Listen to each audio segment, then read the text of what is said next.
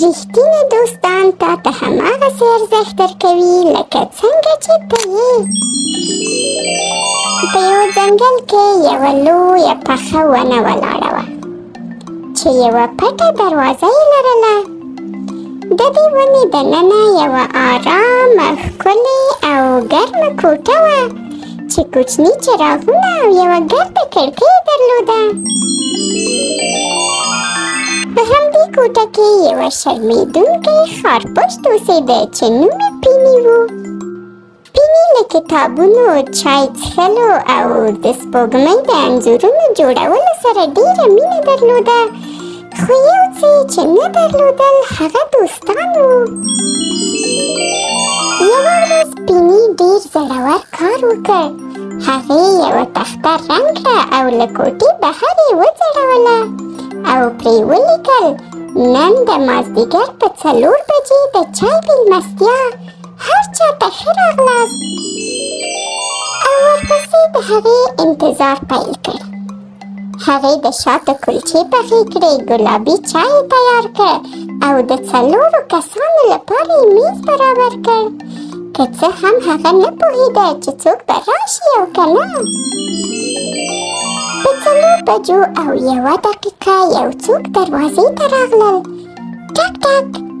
پیني دروازه خلاصه کړه او دا څېرې یې ولیدې: برمبل، یوه ځوانه او خوشحاله ګیدړه چې د خولې شاوخوا یې په خوږو لړلې وه او یو کونګ جاینکې یې اغوستې وې او هر څه یې په قافیه ویل، او مایلو یو شرمېدلی میږی چې یو ګل یې راوړی و خو لا هم د ریښو سره و.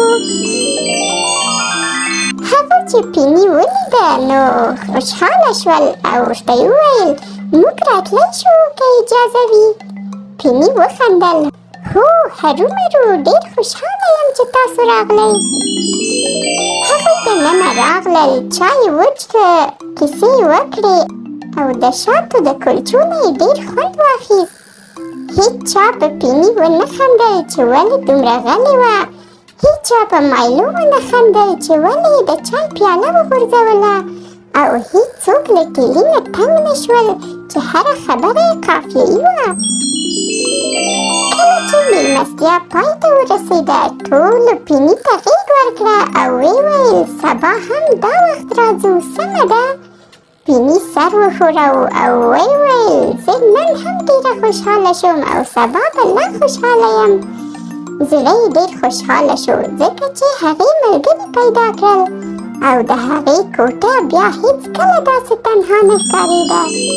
له هماغې ورځې وروسته په ځنګل کې د چای تر ټولو جادويي میلمستیاوې کېدې، ځکه کله کله تر ټولو ښکلې دوستي له یوه پیاله چای او یو وړوکي زیار سره پیلېږي. زما ګرانو ماشومانو، خدای دې وکړي چې د پیني دا کیسه مو خوښه شوې وي.